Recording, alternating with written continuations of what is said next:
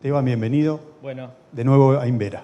gracias Pancho, gracias desde ya Wanda, Waldo, a todos por la invitación, un placer estar acá. Y bueno, como dijo Pancho, vamos a hablar de cocos gram positivos multiresistentes. Estos son los conflictos de interés. Y básicamente vamos a hablar mucho de aureus, obviamente, de meticilino resistente, también de meticilino sensible. Las tasas en el país en general están bajando de aureus meticilino resistente, en el mundo están bajando. Y aureus meticilino sensible, como me dijo una vez un resistente, no, tiene un aureus, pero quédate tranquilo que es sensible, y nos está causando muchas veces dolores de cabeza. El problema particular de la infección por aureus, que es distinta a la mayoría de las otras infecciones bacterianas que tenemos, es una mezcla de tuberculosis y Escherichia coli, porque tiene una gran vida extracelular, pero tiene una gran vida intracelular. Como se demuestra en estas fotos, dentro de una célula de Kupfer, y también se puede detectar el estafilococo, y aparte se está dividiendo felizmente dentro de esta célula, es decir, tiene la capacidad de sobrevivir dentro de células de fagolisosomas, ¿no? Este es un estudio muy interesante publicado el año pasado, donde estudian una serie de cepas de Staphylococcus aureus y demuestran una gran penetración en las células fagocíticas, tanto en las no profesionales como epiteliales, endoteliales, osteoblastos, sino también en las células fagocíticas profesionales como los macrófagos. Y también había cepas que venían aisladas de pacientes con infecciones ortoarticulares y otras que tenían de pacientes con endocarditis y bacteremia, y encontraron como dos grupos, uno que produce una infección intracelular con una alta replicación y una rápida muerte celular. Crece, mata el macrófago o la célula fagocítica. Sin embargo, hay otro grupo que produce una alta replicación, pero prolongada, y una muerte celular tardía. Y esto es lo que es un poco la base de la infección estafilocóxica, porque se preservan nichos de producción en estas áreas de patógenos intracelulares. Como pueden ver en este diagrama, hay estrategias de tratamiento que todavía no están bien disponibles, pero se han desarrollado anticuerpos monoclonales contra ácido teitóico de la pared del estafilococo con un área de un unidor, vendría a ser un linker, y después un análogo de rifampicina. La característica del linker es que es sensible al clivaje de proteasas que están dentro de los fagolisosomas. Entonces, teóricamente, cuando se produce la opsonización y la ingesta por parte del macrófago, se cliva ese análogo de rifampicina dentro de la célula y puede ser capaz de eliminar por fin el estafilococo intracelular. Y de hecho esto está siendo investigado. Ese estudio era del 2015, pero se publicó en el 2020 ya un estudio fase 1 donde empieza a evaluar este tipo de estrategias combinando lo que es anticuerpo, lo que vendría a ser un conjugado de anticuerpo monoclonal con un antibiótico. En este caso veremos en el futuro cómo sigue, pero es parte de la estrategia para dar un tratamiento más efectivo para las infecciones estafilocóxicas. Entonces, resistencia a la acción de fagolisosomas, hay una persistencia oculta en distintos tipos de líneas celulares. Esto explica su capacidad de recaídas. Cuando lean algún estudio sobre infecciones y bacteremia, especialmente por estáfilo, el seguimiento tiene que ser 90 días o más, porque justamente después pueden venir las tasas de recaída. Es prácticamente la única bacteria donde se recomienda, junto con el enterococo recientemente, determinar el aclaramiento de la bacteremia. Es decir, tenemos que ser consistentes, y es una de las buenas prácticas clínicas en infecciones por estáfilo, confirmar el aclaramiento de la bacteremia. Obviamente, esta característica hace que los tratamientos tengan que ser prolongados. Bacteremia complicada versus no complicada, eso excede esta presentación, y obviamente, como vimos, nuevas estrategias de tratamiento. Bueno, en líneas generales, bacteremia por estáfilo en la era preantibiótica tenía una mortalidad muy elevada, cercana al 80%, actualmente está entre el 20 y el 30%, de acuerdo a las series, ¿Y cuáles son las enfermedades bacteriémicas más graves? Bueno, la neumonía es la que mayor mortalidad tiene. Neumonía estafilocócica bacteriémica tiene mayor mortalidad que la endocarditis. Y la bacteriemia primaria tiene mayor mortalidad que la endocarditis también, cuando es de fuente desconocida. Así que, atención. Obviamente la bacteriemia persistente, después vamos a ver más adelante, es un marcador de infección complicada. Es variable el porcentaje de ocurrencia de esta bacteriemia y cuándo definimos que es persistente, que es otro punto que vamos a discutir. Y generalmente en SAMESE hay menor duración de la bacteriemia persistente que en aureus meticilino resistente, quizá tenga que ver con el tratamiento. Brevemente, estudios han demostrado que si buscamos ADN bacteriano, la persistencia va mucho más allá. La persistencia bacteriana en los hemocultivos va mucho más allá de lo que vemos en el aclaramiento, ¿no? Como ven en este gráfico, buscando ADN bacteriano asociado a exclusivo de aureus, ven cómo el aclaramiento puede ocurrir en los primeros días, sin embargo, si buscamos ADN bacteriano, sigue persistiendo. ¿Tiene impacto en el manejo? Por ahora no, pero me parece un dato a tener en cuenta. Bueno, y los días de bacteriemia. Históricamente sabíamos que si uno trata una endocarditis por aureus meticilino resistente con vancomicina, la mitad de los pacientes al día 7 todavía estaba bacteriémico. Sin embargo, hoy tenemos que reducir la tolerancia a esa bacteriemia porque sabemos que por cada día, como demostró este estudio, cada día de bacteriemia aumenta la mortalidad un 16%. Este estudio y otros lo han reflejado. Vemos acá, por cada día de bacteriemia, la tasa de mortalidad y presenta un salto más importante a partir del día 3. Esto llegó a resetear el reloj de nuestro tratamiento de la bacteriemia por estáfilo. ¿Cuándo consideramos una bacteriemia persistente? Bueno, ya al día 3, acá dice entre 3 y 5, a mí me gustaría ya al día 3, si el paciente sigue bacteriémico con un tratamiento dirigido, con control de la fuente y todo, empezar a pensar en cambiar el antibiótico, si usamos vancomicina, después vamos a ver cuáles pueden ser las opciones. Pero hay una descripción de lo que me parece interesante, que es el punto de preocupaciones en el seguimiento al día 24, día 48. Es decir, tomamos bacteriemia, empezamos tratamiento, 24 o 48 horas de hemocultivo de control, y si son positivos no quiere decir que tengamos que cambiar de tratamiento, pero ya es algo, ese paciente ya es distinto, ya tiene más chances de evolucionar peor. Entonces, ¿qué tenemos que hacer de acuerdo a lo que describe en este artículo Holland? Y bueno, primero, ecocardiograma transtorácico a todo, estándar de cuidado. Toda bacteriemia debe tener un transtorácico. El ET, ¿cuándo? Bueno, si hay sospecha de endocarditis, obviamente, válvulas protésicas, fenómenos embólicos. El PET, si hay disposición de usar un PET, especialmente si hay sospecha de endocarditis y válvula protésica no nativa, injertos vasculares, búsqueda de otros focos periféricos, obviamente que el PET ayuda. Y después, si hay dolor lumbar, tomografía, resonancia, si hay sospecha de tromboflebitis sépticas, ecodoppler, tomografía con contraste, identificación de abscesos ocultos mediante tomografía de abdomen, de pelvis. Esto es lo que nos declara este famoso worry point o punto de preocupación.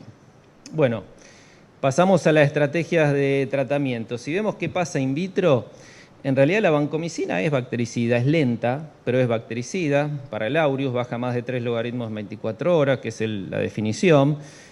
Si le damos, si aumentamos la concentración, no aumenta la mortalidad, es más tiempo que dosis dependiente. Perdón. Y para el aureus meticilino sensible también no es tan distinta que la cefazolina, pero in vivo pasa otra cosa. Existen péptidos catiónicos humanos, son defensinas, la tenemos en la sangre, la tenemos en la piel, y estos péptidos, que son muy similares a la daptomicina en la forma de actuar, van directamente a la pared del estafilococo, se ven beneficiados por los beta-lactámicos. Los beta-lactámicos aumentan su actividad. Y también, esto es lo que explica también, como vamos a ver después, ¿se ve algo? Oh, no, perdón. Estos péptidos catiónicos son, entonces, primera línea de defensa contra infecciones por aureus, y los betalactámicos aumentan su actividad y también de los polimorfonucleares, y tiene, como los péptidos catiónicos humanos son similares a la daptomicina, Esto también es una base para lo que vamos a ver después, que es la combinación de daptomicina con beta-lactámicos. Y si los ponemos estudios in vitro, podemos ver que una de las defensinas más estudiadas es la catelecidina LL37, que la sobrevida del estáfilo, si lo ponemos en conjunción con nafcilina, disminuye claramente. Es decir, hay un sinergismo, si podemos decir, entre estos péptidos y los beta-lactámicos, y en el dibujito de más abajo se ve la unión de esta catelecidina en presencia de nafcilina, cómo se une mucho mejor a estos cocos gram positivos que pueden verse en la foto. Bueno, ¿y qué otra interacción con el sistema inmune? Me parece que esto también es importante, porque no es solo antibiótico y germen, hay una parte importante que es la respuesta del huésped, y cómo los antibióticos también influyen en la respuesta inmune. Este es un estudio con 59 pacientes que tuvieron bacteremia por aureus meticilino resistente, 47 y 12 meticilino sensible, que fueron tratados con glicopéptidos o con betalactámicos. Obviamente, algunos de los aureus meticilino resistentes fueron tratados con ceftarolina, que es el único betalactámico activo contra aureus meticilino resistente. ¿Y qué podemos ver?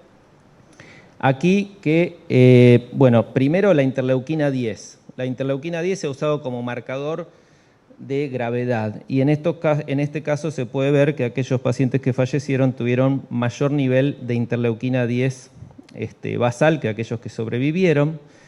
Aquellos que tuvieron bacteremia persistente también tuvieron mayores niveles de interleuquina 10. Y lo que podemos, eso no lo tengo acá, lo que podemos ver ahí es que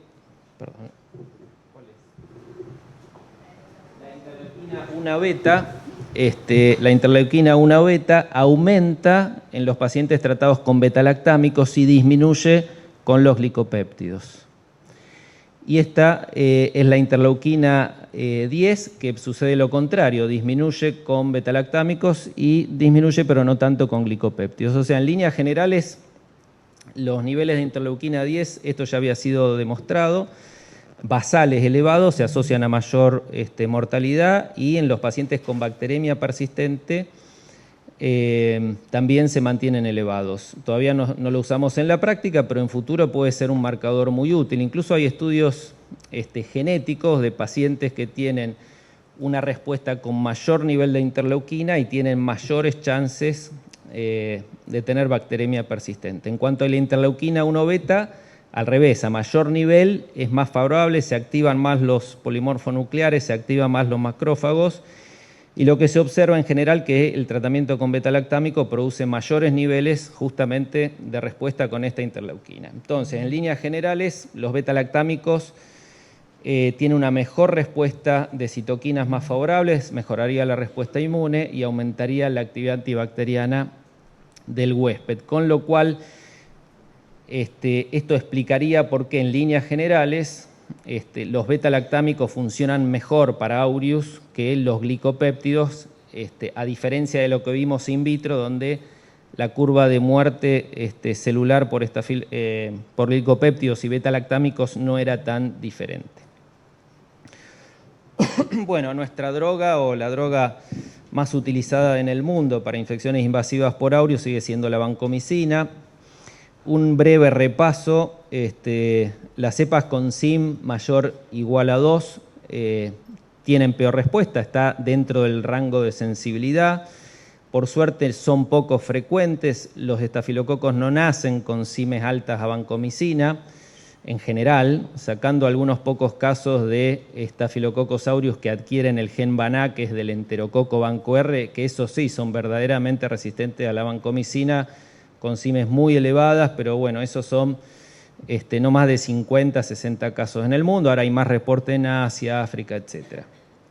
Pero el estafilococo aumenta el espesor de la pared y hace un efecto esponja reteniendo la molécula de vancomicina, engrosando la pared justamente de acuerdo a la exposición y al mal uso de la vancomicina. Bueno, hay dificultad para identificar los H-Visa en laboratorios, estudios iniciales, aquellas cepas con SIMes de 1,5 que hacíamos y-test, mostraron peor evolución, otros estudios no lo demostraron, pero bueno, hay todavía cierto tema en cuanto al aumento leve de la SIM de vancomicina y una peor evolución, incluyendo en aureus meticilino sensible. Bueno, la dosis de carga, posible beneficio, es cierto, y en pacientes graves tiene sentido farmacocinético administrarlo. La infusión continua no mejora el outcome de los pacientes, pero sí disminuye la nefrotoxicidad y muchos centros la utilizan. Y la nefrotoxicidad aumenta con niveles más altos y con el tiempo y con la combinación de piperacilina tazobactam, y hay estudios moleculares que han visto cuál es la razón específica y que no sucede con otros antibióticos para cubrir gérmenes gram negativos como cefalosporina tipo cefepime, ceftazidima o carbapenemes. Y en líneas generales no consideramos un buen antibiótico a la vancomicina para infecciones por SAMESE. Bueno, históricamente, y ahora vamos a hablar de cómo dosificar la vancomicina, y muchos de ustedes sabrán que hay guías nuevas en cuanto al tratamiento, entonces vamos a dar un pantallazo en 2 o 3 minutos de cómo tratamos de mejorar la utilización de este antibiótico, si es que sirve para algo, tratar de mejorar cómo lo administramos. Bueno, históricamente lo utilizábamos midiendo el valle, ¿no? Tratando de tener valle entre 15 y 25, que ha sido un marcador, pero nos han dicho últimamente distintos estudios que en realidad no es un buen marcador de área bajo la curva, entonces estudios recientes favorecerían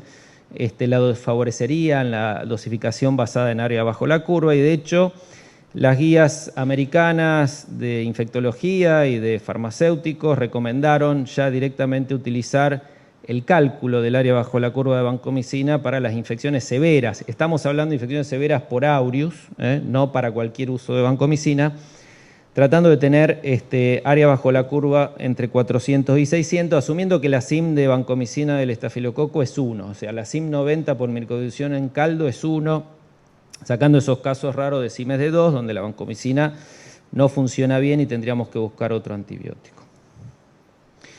Bueno, como les decía, aparte se ha reconocido una menor influencia de la SIM en la evolución de los pacientes, en general porque si tenemos una SIM de 0,5, por ejemplo, por definición puede ser 1 o 0,25, es decir, se acepta una dilución para arriba o para abajo. Y en cuanto a los niveles de valle, lo que les decía, que hay mucha variabilidad en una sola medición y que no tendría una buena correlación con el área bajo la curva. Esto es una serie de estudios que han tratado de demostrar, todos ellos retrospectivos, bacteremias por SAMR. Si tenías un área bajo la curva sobre SIM de 4,21, menor falla en un estudio.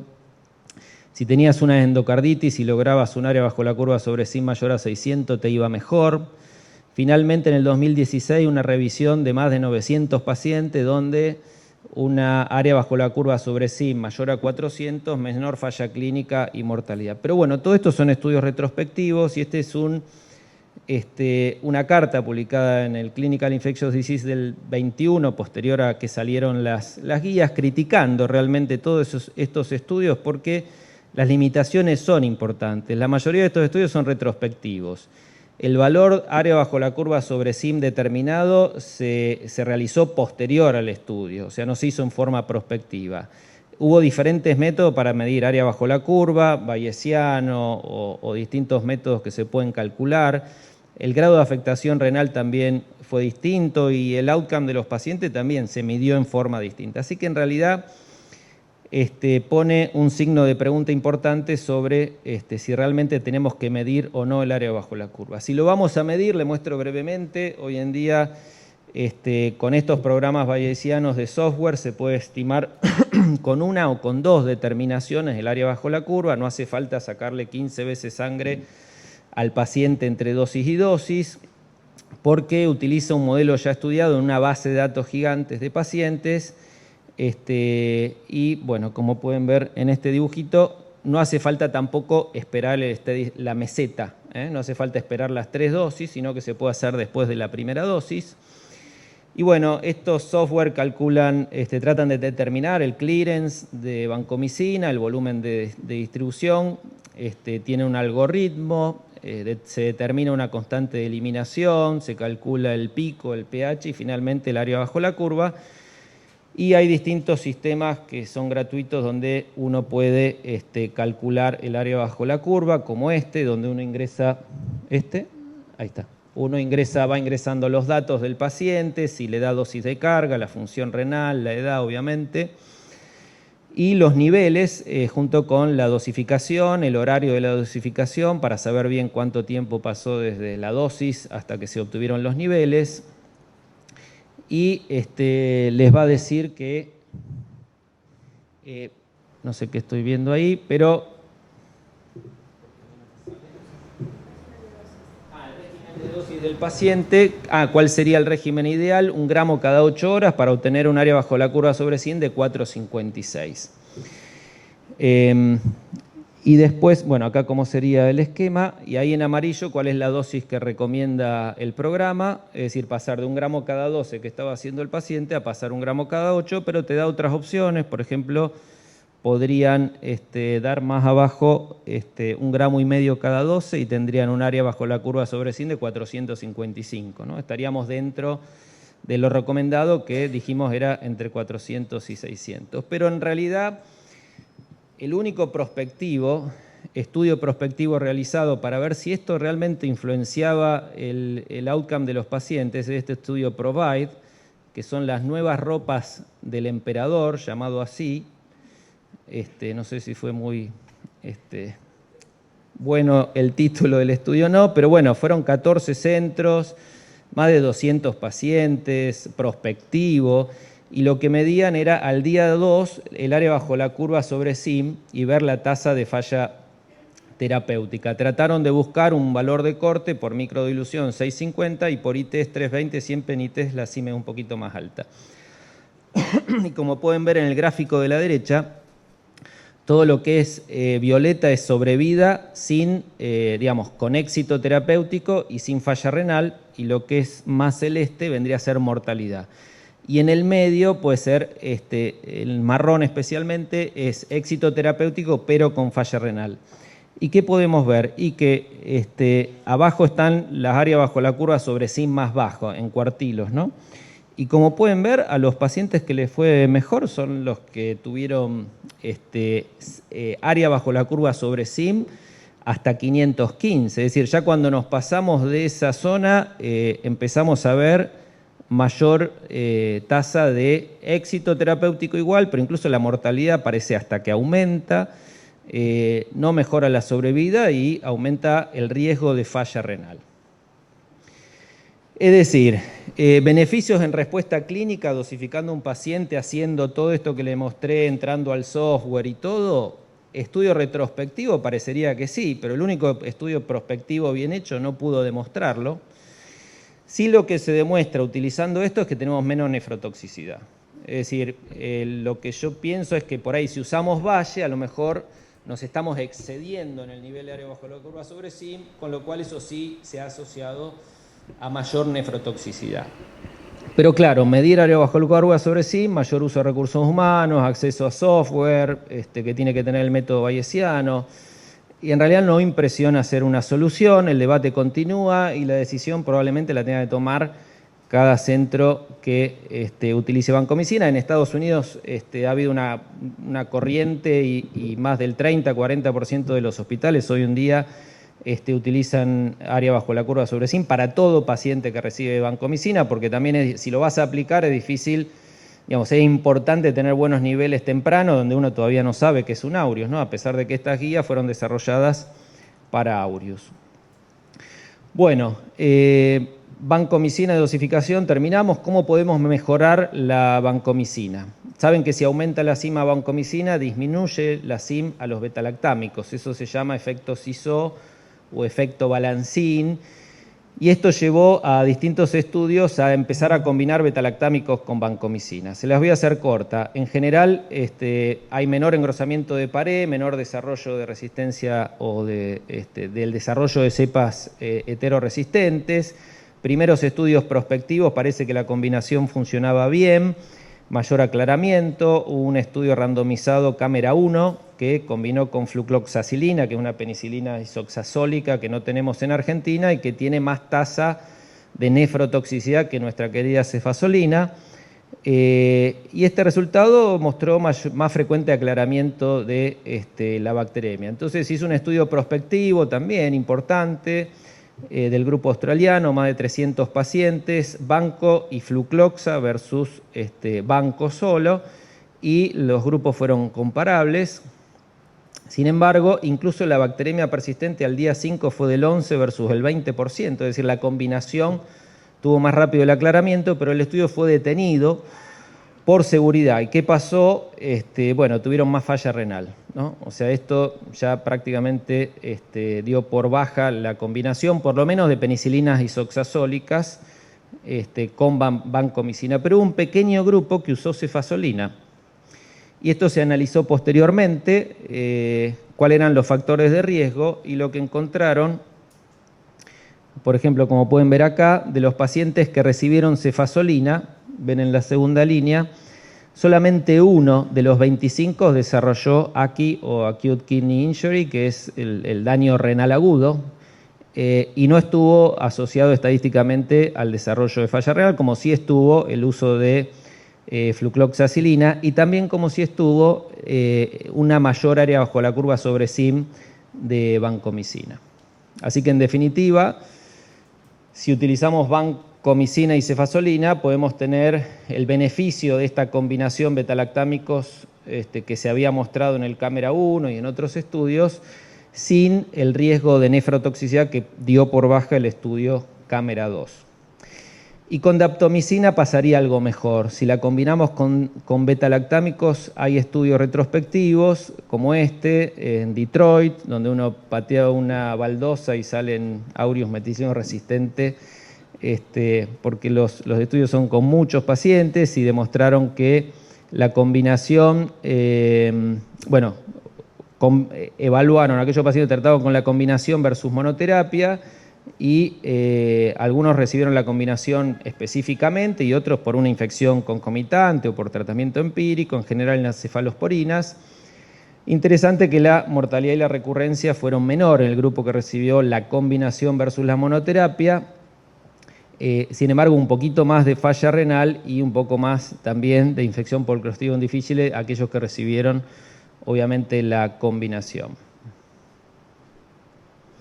Así que bueno, hay una editorial de combinar terapia combinada para bacteremia por SAMR. Ahí pone betalactámicos o no betalactámicos. Los autores dicen que ya sabemos que la gentamicina antes la usábamos, después no, después nos sumamos a la rifampicina, después se demostró que la rifampicina no servía, y que sugieren ir a lo básico, es decir, controlar el foco, interconsultar infectología, que ha demostrado disminuir la mortalidad en pacientes con bacteremia por estáfilo, no se olviden, usar betalactámicos para SAMS y usar vancomicina o altas dosis de daptomicina para SAMR. Sin embargo, bueno, uno se plantea, ante una infección que puede tener tan alto impacto, si no podríamos iniciar un tratamiento combinado, por lo menos a la espera de estudios prospectivos randomizados, especialmente en aquellos pacientes con mayor riesgo de peor evolución. Bueno, en cuanto a la combinación, muchos ya deben conocer o habrán escuchado, este es un estudio que se publicó ya en el 2019, donde combinaban daptomicina con ceftarolina, que la ceftarolina es una cefalosporina de quinta que tiene capacidad de unirse a la PBP2A, con lo cual tiene actividad anti-SAMR, junto con el ceftobiprol, que es la otra cefalosporina de última generación, son los únicos dos betalactámicos con actividad específica anti-SAMR. La combinación, esto fue un estudio abierto, 17 pacientes recibiendo la combinación versus 23 recibiendo vancomicina o dapto, la mayoría vancomicina, y el estudio tuvo que ser suspendido porque ven la curva de sobrevida en el tratamiento de monoterapia o estándar. La mortalidad fue del 26%. No hubo un comité de monitoreo de datos y esto fue bastante criticado al estudio.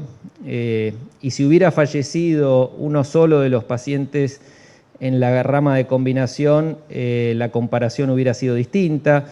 Pero bueno, en líneas generales este estudio, si bien es piloto y abierto, nos confirma que hay una evidencia de una superioridad, por lo menos utilizando combinación. No es necesario tampoco utilizarla todo el tiempo, sabemos los costos de esta combinación, pero por lo menos hasta el aclaramiento y la mejoría y la estabilidad del paciente. Hay estudios retrospectivos que han comparado dapto y ceftarolina versus la terapia alternativa, pero en la alternativa tienen también algunas combinaciones, tienen ceftarolina, y este estudio no mostró diferencias. Y este tampoco, pero de vuelta, es un estudio retrospectivo, muchos pacientes, 113 y 58. Fíjense, se machearon por edad y función renal, pero el control de la fuente fue 40% en el grupo de vancomicina versus 29% en el grupo de la combinación. Eso es injusto para el grupo de la combinación. Así todo, la mortalidad fue bastante menor, no significativa, un poquito menos de bacteremia, un poquito menos de recaída.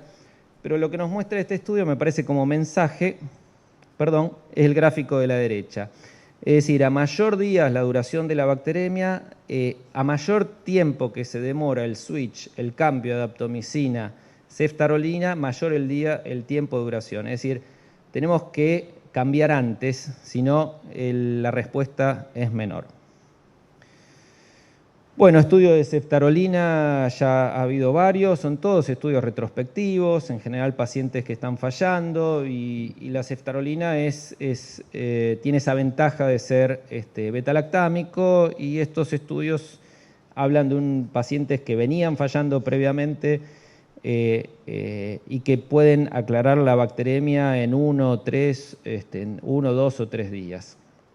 Sin embargo, finalmente tenemos publicado en formato de Astra que el estudio Eradicate, que es un estudio doble ciego de ceftobiprol. Como le decía, el ceftobiprol se empezó a desarrollar históricamente antes que la ceftarolina, después tuvo problemas aprobatorios, pero en definitiva demostró no inferioridad versus daptomicina para bacteremia complicada por aureus en 390 pacientes, doble ciego. La dosis de ceftobiprol era alta al principio, del día 1 a 8, 500 cada 6, y después del día 8, 500 cada 8. Esperamos la publicación completa, pero en líneas generales lo que sabemos es que fue no inferior a la daptomicina y que en los distintos grupos no parece haber tampoco demasiada diferencia. Bueno, con respecto a la rifampicina, que muchas veces se ha planteado de utilizar o no, en líneas generales, este fue un estudio del Reino Unido, también muy grande, donde no hubo ningún beneficio, excepto en la tasa de recurrencia. Y acá volvemos un poco al nicho intracelular y la droga que mejor actúa en el nicho intracelular, que es la rifampicina. Entonces, fíjense, si bien no se aconseja utilizar rifampicina para bacteremia por aureus, excepto obviamente válvulas protésicas, etcétera, la tasa de recurrencia en el brazo de rifampicina fue el 1% versus el 4%, con lo cual nos puede decir que quizás esa actividad dentro del nicho hace que recurra menos. Para ir terminando con METIR, este es un estudio donde se hace pre y post, es decir, desarrollan un protocolo de tratamiento para la bacteremia por estáfilo, usaban monoterapia y se plantean utilizar combinación vancomicina-cefazolina en la mayoría de los pacientes, solo en aquellos que no toleran vancomicina o alergia, raro, daptomicina o cefazolina, digamos, de entrada usar tratamiento combinado. Y bueno, lo que ellos ven, si bien tiene el bias de que no solamente fue el cambio de terapéutica, sino que hubo otras medidas en el manejo de bacteremia, lograron ver un mejor manejo y una mejor evolución de los pacientes en el periodo post, un poquito apoyando, y no tuvieron aumento de nefrotoxicidad, un poquito apoyando esta teoría o esta propuesta de utilizar tratamiento combinado de vancomicina. 2 palabras sobre fosfomicina, que está disponible en nuestro medio y los españoles tienden a publicar mucho sobre esto. Esto es un estudio randomizado, bien hecho, donde combinaron dapto y fosfomicina en pacientes con bacteremia por aureus METIR y endocarditis. Y lo que llama la atención en este estudio realmente es la disminución de el mejor aclaramiento de la bacteremia comparado con el grupo de daptomicina monoterapia. Sin embargo, como ven, más casi un 18% versus un 5% tuvieron efectos adversos que requirieron la discontinuación. O sea, en líneas generales, la fofomicina y daptomicina sería una buena alternativa, pero como dice Arnold Schwarzman en la editorial, aún no se puede mejorar el outcome de los pacientes con bacteremia sin aumentar la toxicidad. Sobre las lisinas lo voy a pasar porque bueno, son proteínas recombinantes y hubo un estudio muy atractivo, especialmente en Aureus METI-R, mejoró la evolución de los pacientes, aunque son pocos pacientes, pero se interrumpió por futilidad el estudio fase 3 que se estaba desarrollando en diciembre del año pasado. Hay otras lisinas en desarrollo, así que esto probablemente continúe. Entonces, hoy en día, vancomicina o daptomicina, dosificar la vancomicina basado en el área bajo la curva o en el valle, coadministrar con cefazolina desde el inicio, parecería que sí. Si hoy ustedes me preguntan, digo sí, prefiero asociarlos. ¿Cuándo cambiar? Obviamente que faltan estudios randomizados, pacientes con falla, al día 3, que podrían ser randomizados a cualquiera de las combinaciones que hablamos, dapto o banco con ceftarolina o aunque sea con cefazolina, o incluyendo un brazo también con daptofofomicina u optimizar la vancomicina hasta el día 5-7. Bueno, recuerden el Aureus intracelular, que es este tanque de reserva que se va cargando a medida que se prolonga la bacteriemia. El problema de los días de bacteremia y la mortalidad, el punto de preocupación que vimos a las 24-48 horas, el avance de la cefalosporina con este estudio fase 3 del ceftobiprol, lo que hablamos de fofomicina, daptomicina, la falta de beneficio de rifampicina, tratamiento agresivo inicial en aquellos pacientes con peor pronóstico inicial para después de escalar. Y finalmente llegamos, voy a ir un poco más rápido porque me estoy pasando, en bacteremia persistente por SAMESE. Ustedes, bueno, se sabe la importancia de la remoción del foco, si la cepa tiene efecto inóculo y qué podemos hacer en la práctica. Bueno, hay distintos reportes de falla a cefazolina en Aureus meticilino sensible, especialmente asociados a la presencia de efecto inóculo. Distintos estudios han mostrado que en general el efecto inóculo se ha asociado a mayor mortalidad al día 30, falla clínica y bacteremia persistente en distintos estudios.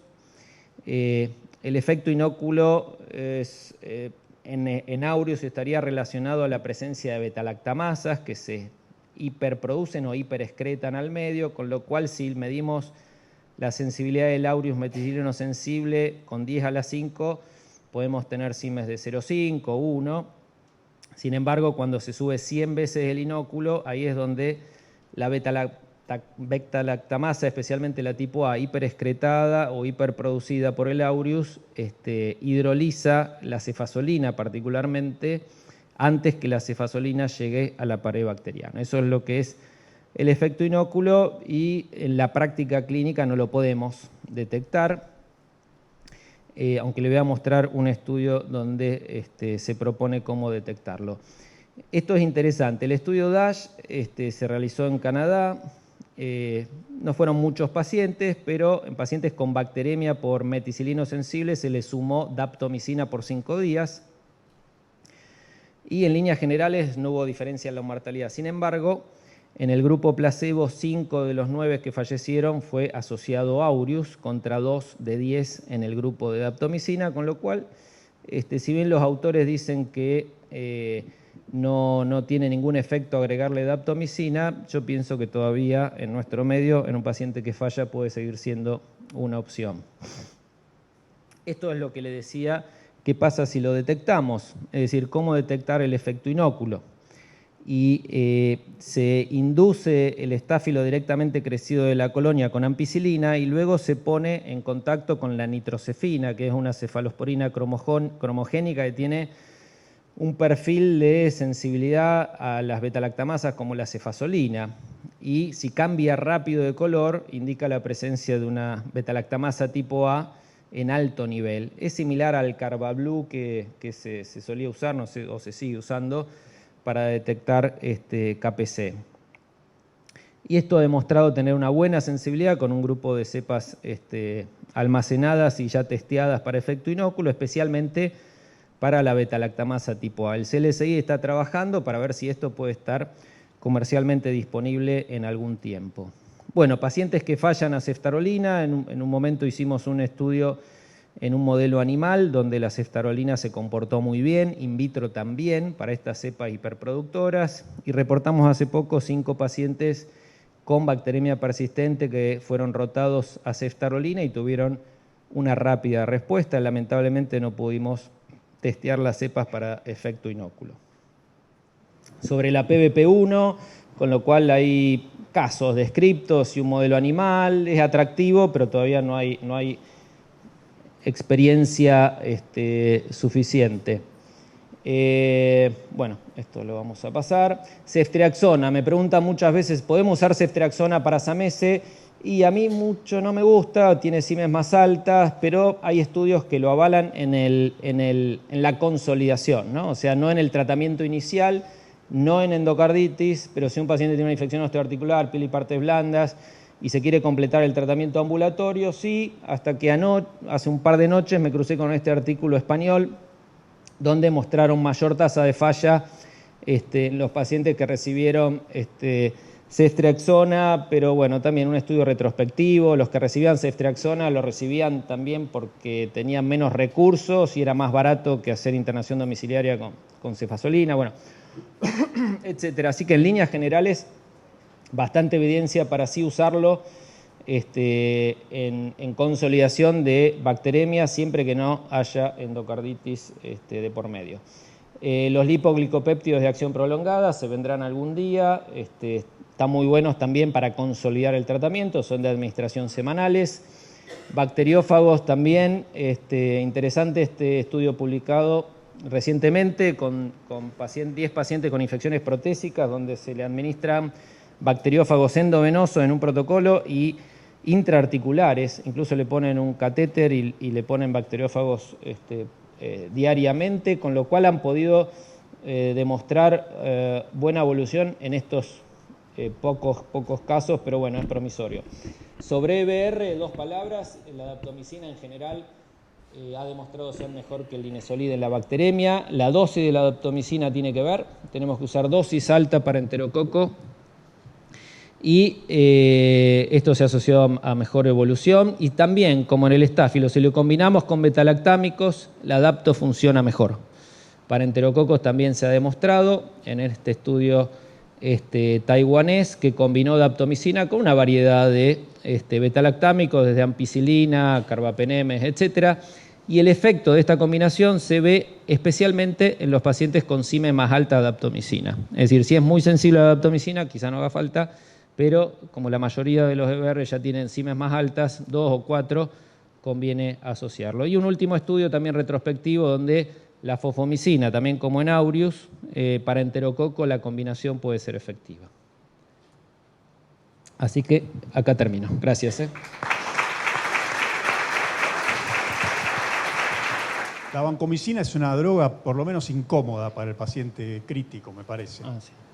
El punto de preocupación, los americanos usan 48 horas, pero el estudio de Soriano europeo son 24. Yo me siento más cómodo con los europeos.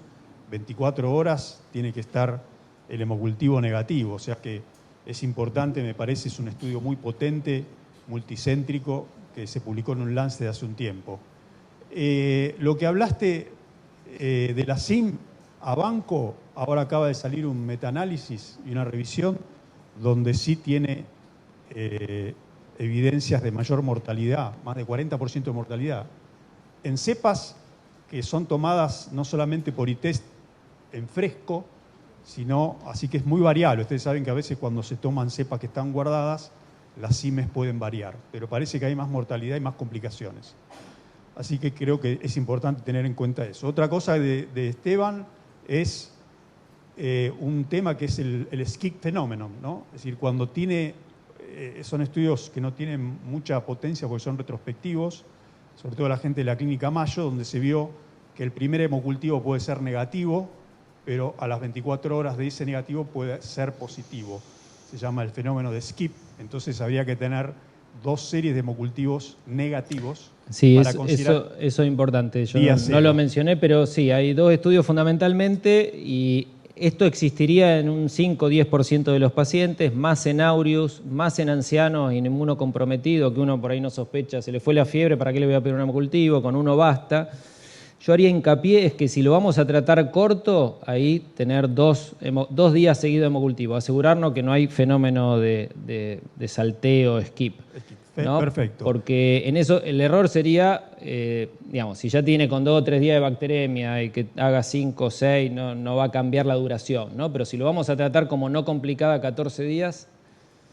Perfecto. Y ahí iba la pregunta, mirá, nos dimos pie, porque yo veo que los residentes de infectología y otros que ya no lo son, saben todos los genes de resistencia del HIV, pero no saben tratar una bacteremia por aureo, ni siquiera identificar si está complicada o no complicada. Entonces, yo te pregunto, ¿qué es una bacteremia por aureus no complicada, que hay que tratarla 14 días, y si es todo parenteral o puede ser una parte oral? Perfecto, perfecto. Bueno, no complicada, de efervescencia dentro de las 72 horas, hemocultivos de control 48 horas negativos, que no tenga endocarditis, que no tenga foco metastásico y que no tenga válvula, ni prótesis, ni nada endovascular.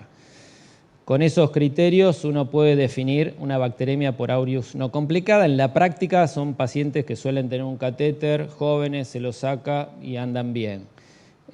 ¿Cuánto ocurre? Está el estudio Sábato, viste, que se está realizando, que es randomizar pacientes a tratamiento endovenoso o pasar vía oral, que es otro tema que no tocamos. Y ¿sabés la tasa? Hay 28 no complicadas, 28 complicadas por cada una no complicada. Digamos, hoy en día es cada vez más difícil encontrar una bacteremia no complicada, que puede tener que ver con todo lo que sucede hoy en día en la colocación de prótesis o dispositivos intravasculares, y también con los clones que van cambiando y predominando, especialmente los clones medicina resistentes de la comunidad, que tienden a dar focos metastásicos más frecuentes. Así que sí, esa era la definición. Es muy sencillo, hay que poner el termómetro para que se le vaya la fiebre en las primeras 72 horas, hay que sacarle hemocultivos y examen clínico para ver si tiene... Es re fácil. Es fácil. Perfecto. Sí. Gracias, Esteban. Desde el punto de vista de la gestión, ¿no? Del PROA. Vos tenés un paciente en terapia intensiva donde se pone séptico y donde le ponen la vancomicina como tratamiento empírico inicial, sospechando una bacteriemia. Vos decís que bajarle o clarearle la bacteriemia lo antes posible me reduce la mortalidad.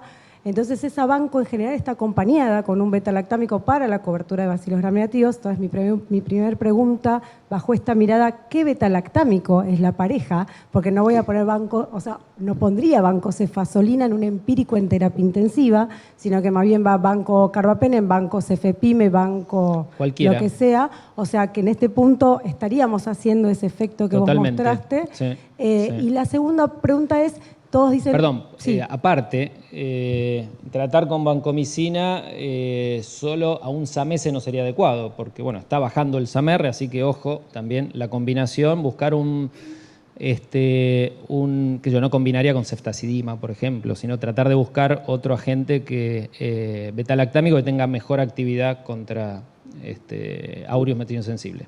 Pero desde cefepime y carbapenem. Cefepime, piperacina, tazobactam, sí. Bueno, y la segunda pregunta es que enseguida en terapia te dicen cuándo le pedimos la vancocinemia, ¿no?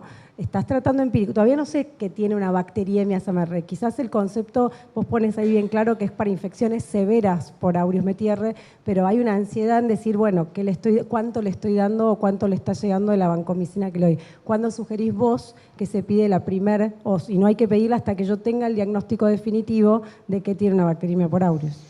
Sí, eso lo debería definir cada centro, pero si vos tenés una alta sospecha de, primero usar la dosis de carga, porque ahí ya farmacocinéticamente, aunque el paciente tenga algo de falla renal, te asegurás tener buenos niveles terapéuticos en las primeras 24 o 48 horas que son importantes. Pero ya podés pedir nivel en las primeras 24 o 48 horas, no hay que esperar las tres dosis y esperar el estado de meseta. O sea, uno ya puede ir teniendo nivel. Ahora, si vas a medir, yo le pediría un valle siempre y después decidir si querés medirle área bajo la curva sobre SIM o manejarte con valle. Por eso le decía que el beneficio clínico de hacer eso no está claramente demostrado, excepto tener una levemente menor tasa de nefrotoxicidad. Pero yo creo que en 24 o 48 horas de iniciar ya podés, incluso paciente en falla renal también. Bueno, muchísimas gracias, Esteban, la verdad que excelente.